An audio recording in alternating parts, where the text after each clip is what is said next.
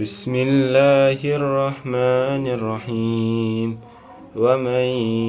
يقنت منكن لله ورسوله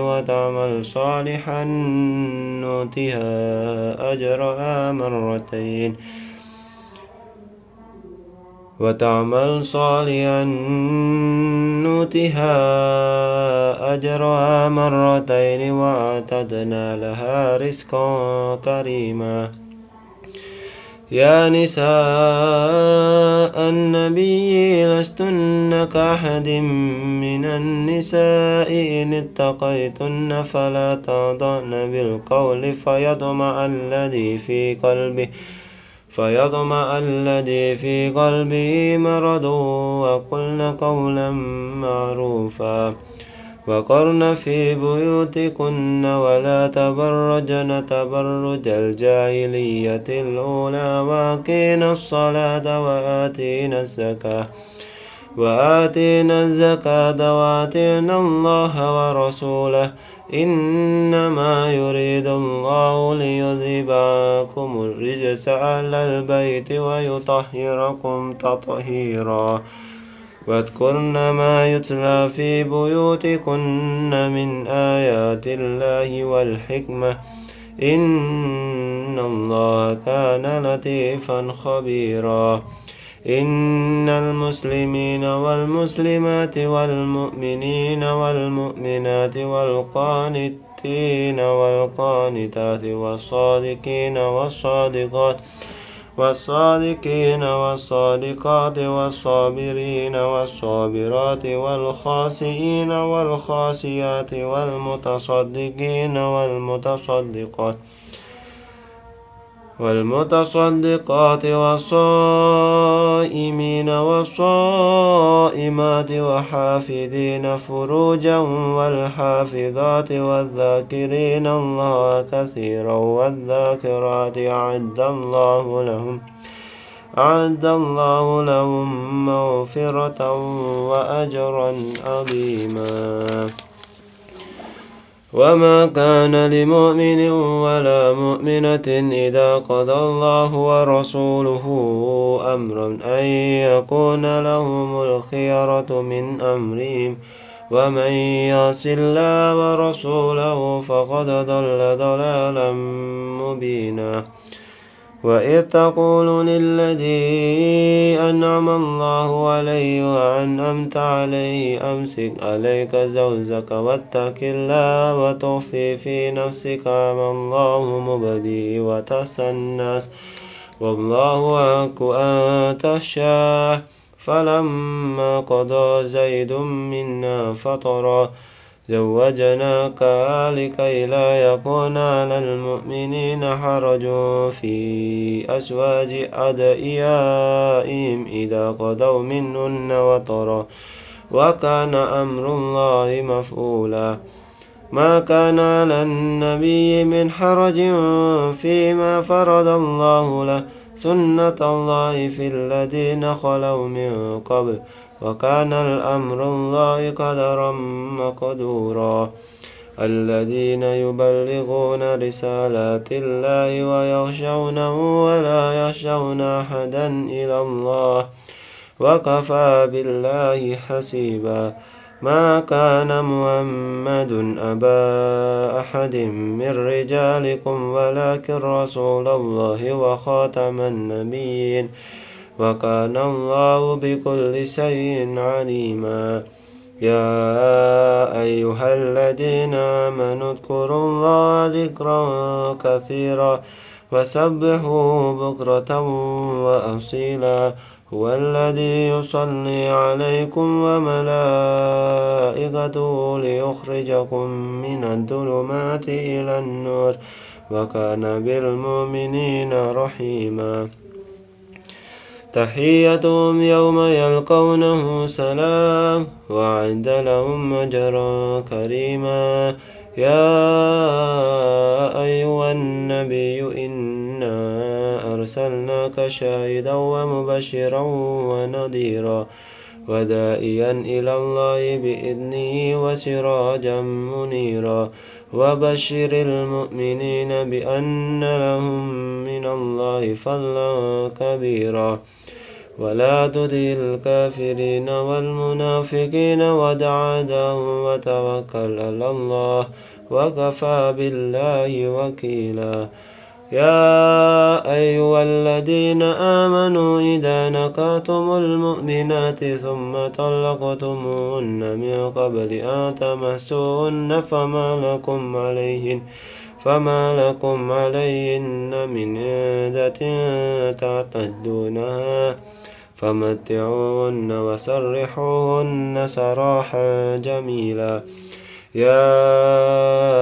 أيها النبي إنا أحللنا لك أزواجك التي آتيت أجورهن وما ملك يمينك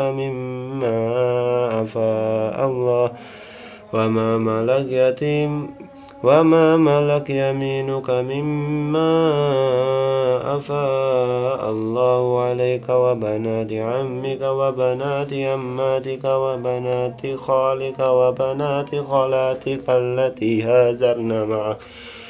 وامرأة مؤمنة إن وهبت نفسها للنبي إن أراد النبي أن يستنكحها خالصة لك من دون المؤمنين قد علمنا فرضنا عليهم في أزواجهم وما ملكت أيمانهم لكي لا يكون عليك خرج وكان الله غفورا رحيما ترجي من تشاء منهن وتؤوي إليك من تشاء ومن ابتغيت ممن أزلت فلا جناح عليه ذلك أدنى أن تقر أعينهن ولا يحزن ويرضون بما آتيتهن كلهن والله يعلم ما في قلوبكم وكان الله عليما حليما لا يحل لك النساء من بعد ولا أن تبدل بهن من أزواج ولو أعجبك حسنهن إلا ما ملكت يمينك وكان الله على كل شيء رقيبا يا أيها الذين آمنوا لا تدخلوا بيوت النبي إلا أن يؤذن لكم إلى طعام غير ناظرين إناه ولكن إذا دعيتم فادخلوا فإذا طعمتم فانتشروا ولا مستأنسين لحديث إن ذلكم كان يؤذي النبي فيستحيي منكم والله لا يستحيي من الحق وإذا سألتموهن متاعا فاسألوهن من وراء حجاب ذلكم أطهر لقلوبكم وقلوبهن وما كان لكم أن تؤذوا رسول الله ولا أن تنكحوا أزواجه من بعده أبدا إن ذلكم كان عند الله عظيما إن تبدوا شيئا أو تخفوه فإن الله كان بكل شيء عليما لا جناح عليهن في آبائهن ولا أبنائهن ولا إخوانهن ولا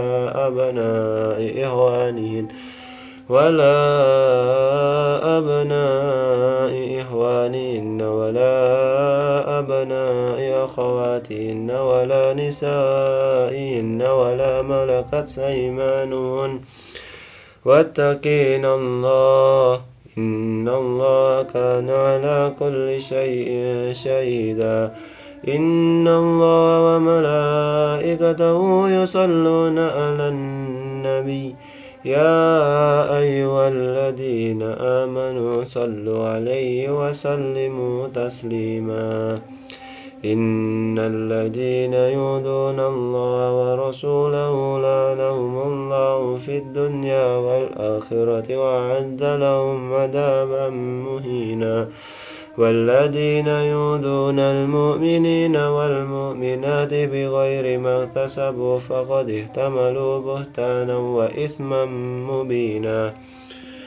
يا أيها النبي قل لأزواجك وبناتك ونساء المؤمنين يدنين عليهن من جلابيبهن ذلك أدنى أن يعرفن فلا يؤذين وكان الله غفورا رحيما.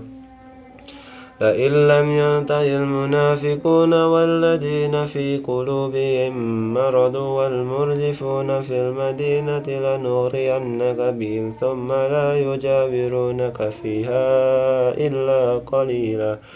ملعونين أينما ثقفوا أخذوا وقتلوا تقتيلا سنة الله في الذين خلوا من قبل ولن تجد لسنة الله تبديلا. يسألك الناس عن الساعة قل إنما علمها عند الله وما يدريك لعل الساعة تكون قريبا. إن الله لعن الكافرين وأعد لهم سعيرا خالدين فيها أبدا لا يجدون وليا ولا نصيرا. يوم تقلب وجوههم في النار يقولون يا ليتنا أطعنا الله وأطعنا الرسولا وقالوا ربنا إنا أطعنا سادتنا وكبراءنا فأضلونا السبيلا ربنا آتهم ضعفين من العذاب والعنهم لعنا كبيرا. يا أيها الذين آمنوا لا تكونوا كالذين عادوا موسى فبرأه الله مما قالوا وكان عند الله وجيها. يا أيها الذين آمنوا اتقوا الله وقولوا قولا سديدا يصلح لكم أعمالكم ويغفر لكم ذنوبكم ومن يطع الله ورسوله فقد فاز فوزا عظيما. إنا أردنا الأمانة على السماوات والأرض والجبال فأبين أن يحملنها وأشفقن منها وحملها الإنسان إنه كان ظلوما جهولا. ليعذب الله المنافقين والمنافقات والمشركين والمشركات ويتوب الله على المؤمنين والمؤمنات وكان الله غفورا رحيما. بسم الله الرحمن الرحيم. الحمد لله الذي له ما في السماوات وما في الأرض وله الحمد في الآخرة وهو الحكيم الخبير. يعلم ما يلج في الأرض وما يعرج منها وما ينزل من السماء وما يخرج فيها وهو الرحيم الغفور. وقال الذين كفروا لا تأتينا الساعة قل بلى وربي لتأتينكم عالم الغيب لا يعزب عنه مثقال ذرة في السماوات ولا في الأرض ولا أصغر من ذلك ولا أكبر إلا في كتاب مبين. ليجزي الذين آمنوا وعملوا الصالحات أولئك لهم مغفرة ورزق كريم. والذين سعوا في آياتنا معجزين أولئك لهم عذاب من رجز أليم. ويرى الذين أوتوا العلم الذي أنزل إليك من ربك هو الحق ويهدي إلى صراط العزيز الحميد. وقال الذين كفروا هل ندلكم على رجل ينبئكم إذا مزقتم كل ممزقة إنكم لفي خلق جديد. أفترى على الله كذبا أم به جنة بل الذين لا يؤمنون بالآخرة في العذاب والضلال البعيد. أفلم يروا إلى ما بين أيديهم وما خلفهم من السماء والأرض إن نشأ نصف بهم الأرض أو نسقط عليهم كسفا من السماء إن في ذلك لآية لكل عبد منيب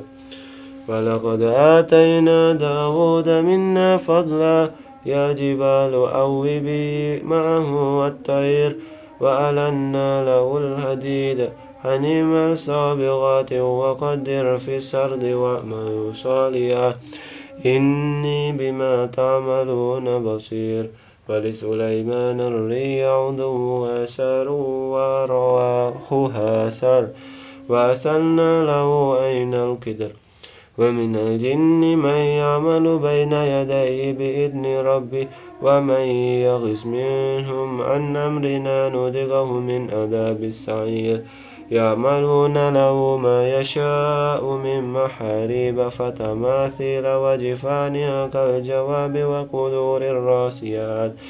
اعملوا آل داود شكرا وقليل من عبادي الشكور فلما قضينا عليه الموت ما دلهم على موته إلا دابة الأرض تأكل من سأته فلما خر تبينت الجن أن لو كانوا يعلمون الغيب ما لبثوا في العذاب المهين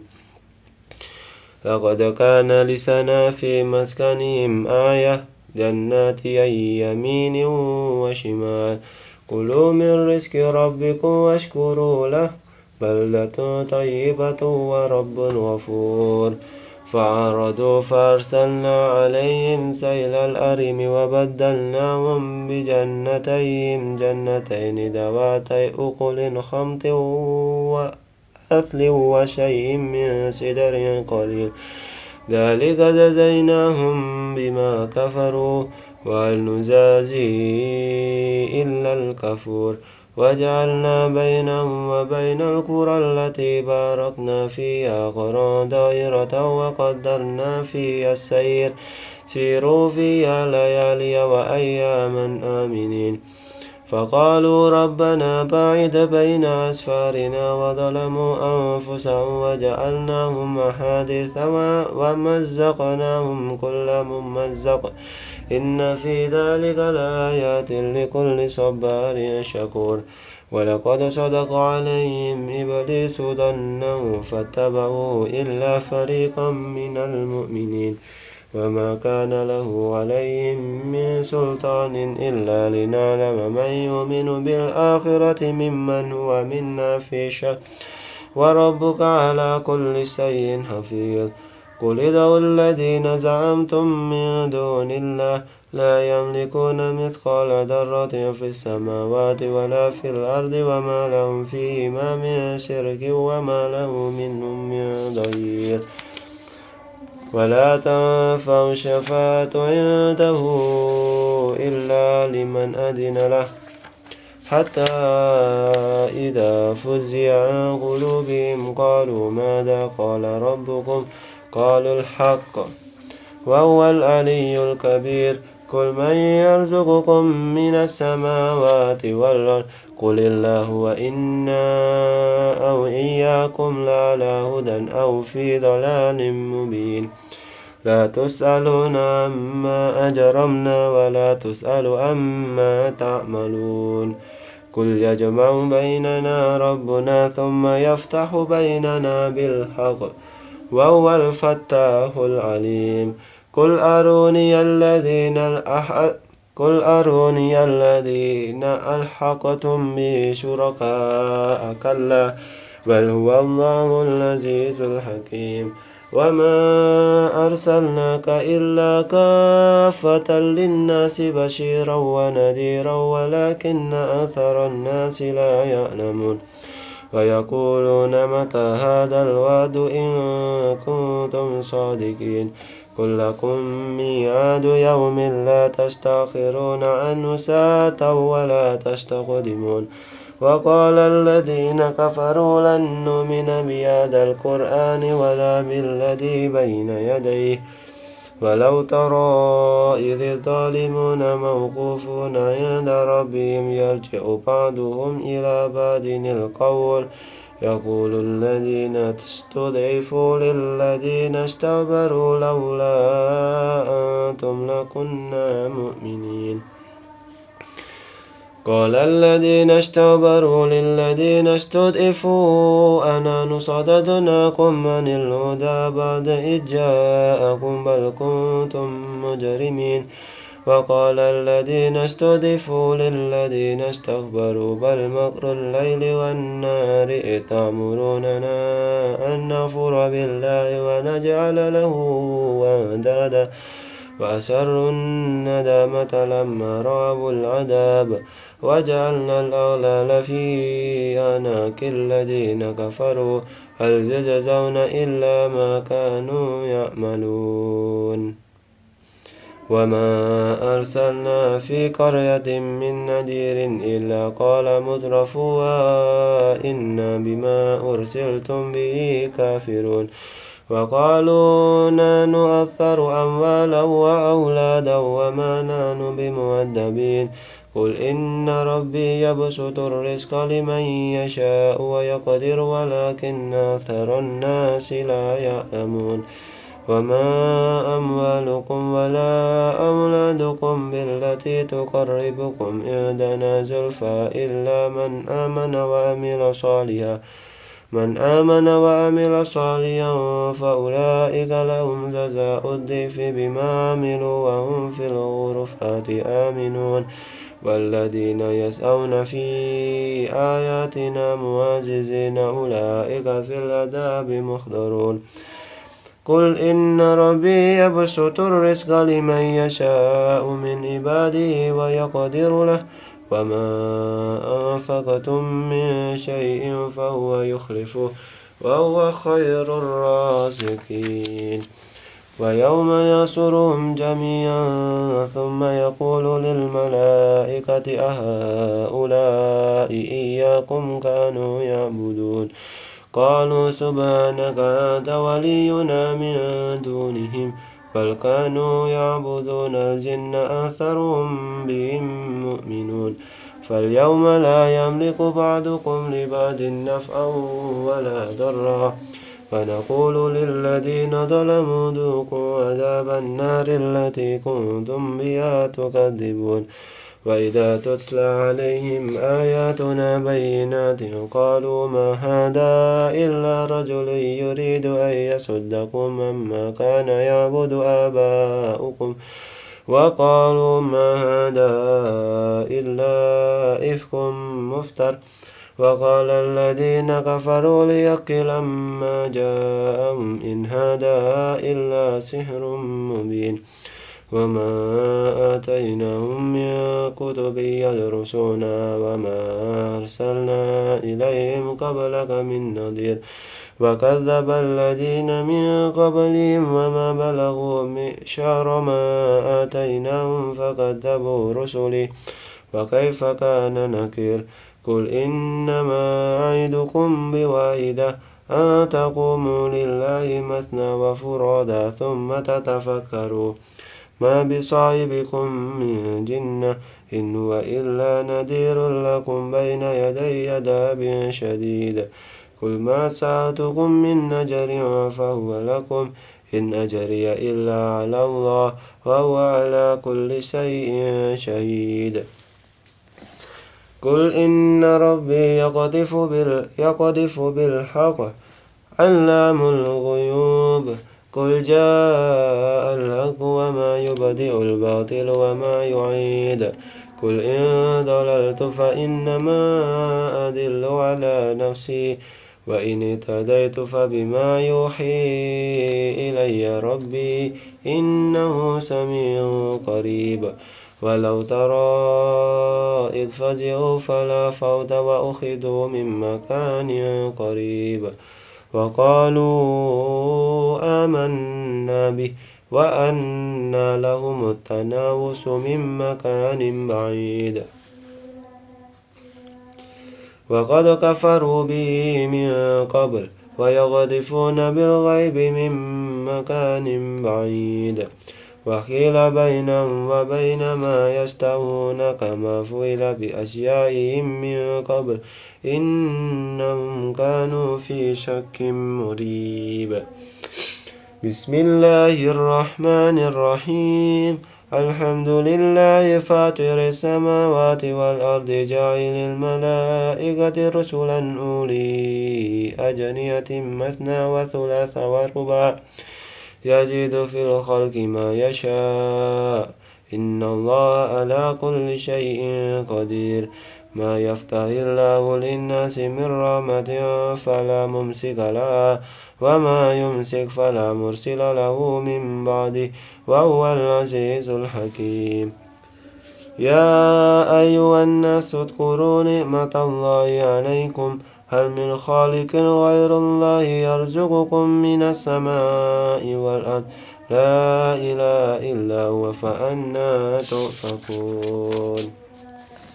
وإن يكذبوك فقد كذبت رسل من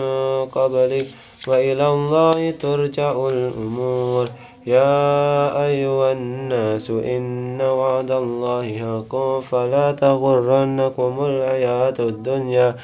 ولا يغرنكم بالله الغرور إن الشيطان لكم عدو فاتخذوه عدوا إنما يدعو حزبه ليكونوا من أصحاب السعير الذين كفروا لهم عذاب شديد والذين آمنوا وعملوا الصالحات لهم مغفرة وأجر كبير أفما زين له سوء عمله فرآه حسنا فإن الله يضل من يشاء ويهدي من يشاء فلا تذهب نفسك عليهم حسرات إن الله عليم بما يصنعون والله الذي أرسل الرياح فتثير سحابا فسقناه إلى بلد ميت فأحيينا به الأرض بعد موتها كذلك النشور من كان يريد العزة فلله العزة جميعا إليه يصعد الكلم الطيب والعمل الصالح يرفعه والذين يمكرون السيئات لهم عذاب شديد ومكر أولئك هو يبور والله خلقكم من تراب ثم من نطفة ثم جعلكم أزواجا وما تعمل من أنثى ولا تضع إلا بعلمه وما يؤمر من مؤمر ولا ينقص من عمره إلا في كتاب إن ذلك على الله يسير وما يستوي البحران هذا عذب فرات سائغ شرابه وهذا ملح أجاج ومن كل تأكلون لحما طريا وتستخرجون حلية تلبسونها وترى الفلك في مواخر لتبتغوا من فضله ولعلكم تشكرون يولج الليل في النهار ويولج النهار في الليل وسخر الشمس والقمر كل يجري لأجل مسمى ذلكم الله ربكم له الملك والذين تدعون من دونه ما يملكون من قطمير إن تدعوهم لا يسمعوا دعاءكم ولو سمعوا ما استجابوا لكم ويوم القيامة يكفرون بشرككم ولا ينبئك مثل خبير يا أيها الناس أنتم الفقراء إلى الله والله هو الغني الحميد إن يشأ يذهبكم ويأتي بخلق جديد وما ذلك على الله بعزيز ولا تزر وازرة وزر أخرى وإن تدع مثقلة إلى حملها لا يحمل منه شيء ولو كان ذا قربى إنما تنذر الذين يخشون ربهم بالغيب وأقاموا الصلاة وما تزكى فإنما يتزكى لنفسه وإلى الله المصير وما يستوي الأعمى والبصير ولا الظلمات ولا النور ولا الظل ولا الحرور وما يستوي الأحياء ولا الأموات إن الله يسمع من يشاء وما أنت بمسمع من في القبور إن أنت إلا نذير إنا أرسلناك بالحق بشيرا ونذيرا وإن من أمة إلا خلا فيها نذير وإن يكذبوك فقد كذب الذين من قبلهم جاءتهم رسلهم بالبينات وبالزبر وبالكتاب المنير ثم أخذت الذين كفروا فكيف كان نكير ألم تر أن الله أنزل من السماء ماء فأخرجنا به ثمرات مختلفا ألوانها ومن الجبال جدد بيض وحمر مختلف ألوانها وغرابيب سود ومن الناس والدواب والأنعام مختلف ألوانه كذلك إنما يخشى الله من عباده العلماء إن الله عزيز غفور إن الذين يتلون كتاب الله وأقاموا الصلاة وأنفقوا مما رزقناهم سرا وعلانية يرجون تجارة لن تبور ليوفيهم أجورهم ويزيدهم من فضله إنه غفور شكور والذي أوحينا إليك من الكتاب هو الحق مصدقا لما بين يديه